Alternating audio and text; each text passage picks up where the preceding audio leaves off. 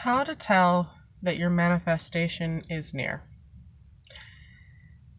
Today, I want to talk about how to tell if your manifestation is close. We keep wondering, how do we know we're manifesting? How do we know if it's coming?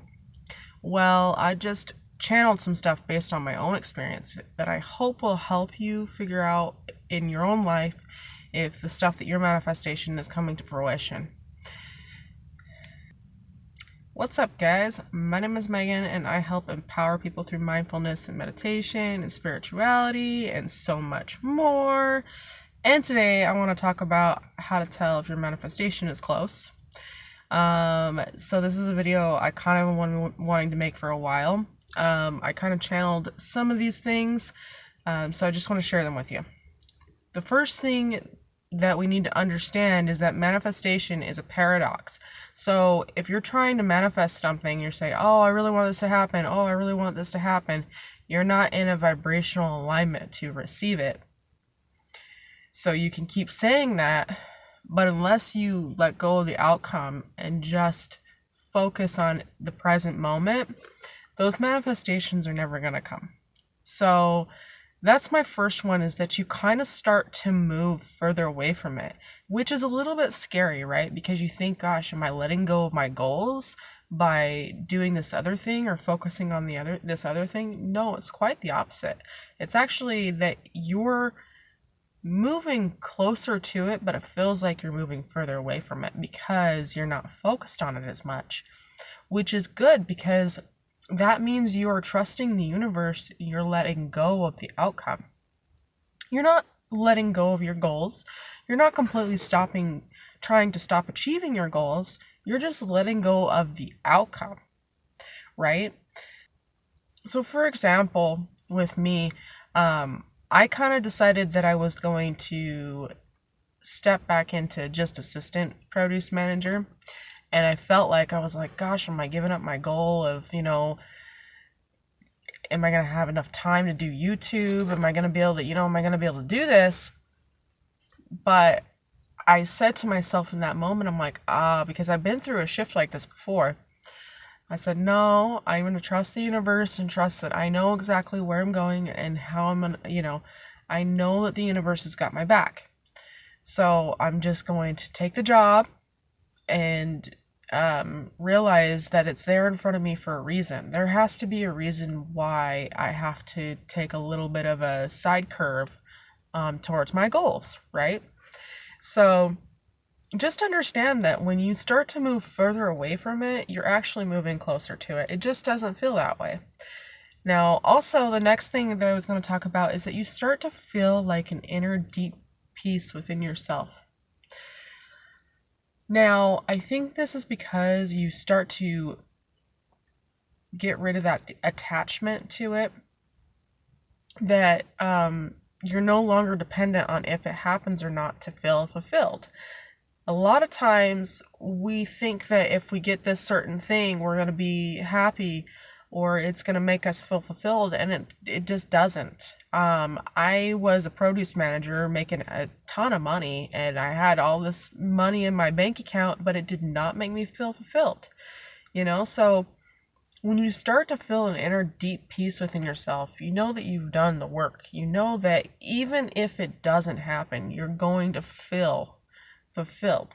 This is you letting go of control, letting go of the need for it to even happen, which then allows space for it to come in.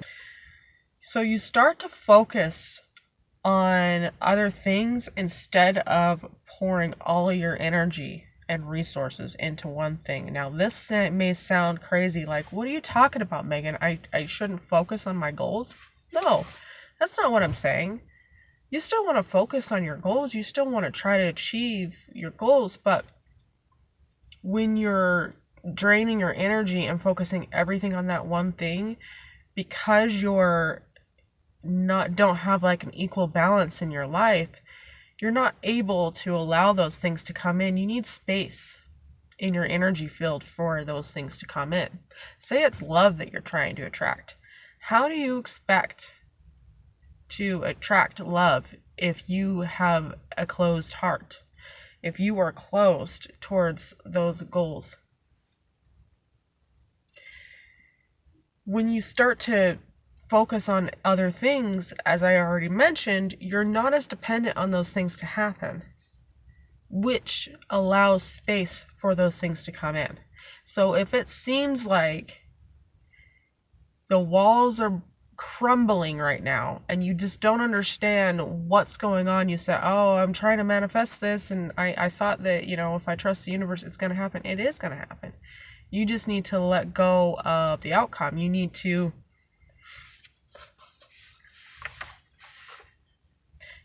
allow space for it to come in.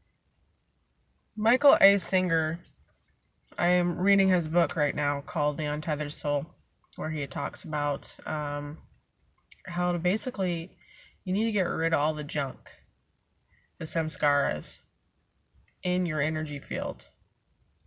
And by doing that, you're able to release your attachments to certain things, certain thoughts, material items, whatever it may be. And when we do this, we start to feel an inner deep peace, and that's what you're trying to get to. All of this other stuff, manifestation and all this other stuff, it's never going to matter, and it's never going to fulfill you if you can't detach from that stuff happening. If you can't detach from thoughts, if you can't let go of your need and want for a relationship, a new job or career, a new car, money, if you can't let go of that stuff, the need for that stuff, even if you get it, you're never going to feel fulfilled. Now, if you haven't read The Untethered Soul, I'd recommend reading it. It's a really good book. It's really basic.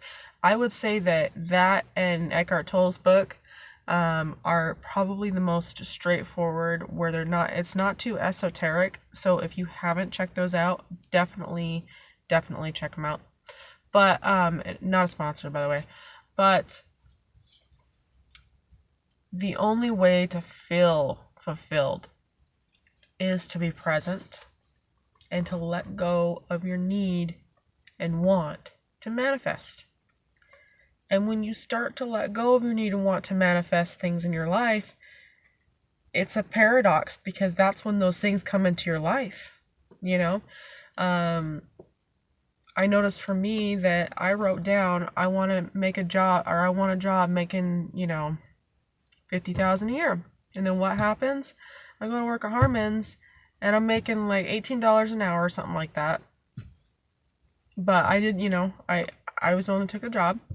And then when I got into the job, I kind of let go of the need to be a produce manager. I said, you know what, this is fine. I'm fine with being an assistant. It's fine, whatever.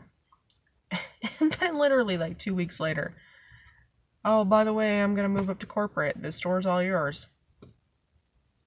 Okay, that's wonderful. And then I get these like amazing bonus checks and stuff come in. I'm like, oh my gosh, I'm so happy. But was I happy for very long? No, not really.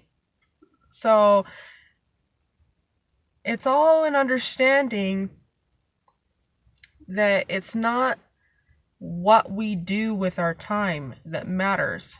It's the quality of time that we put into what we're doing that matters. And with that being said, I think I'm going to leave it at that. Let me know down in the comments down below if you guys enjoyed this content, if you'd like more of it. Subscribe to my channel, and I will talk to you guys soon. Keep meditating, keep being awesome. One love. Peace.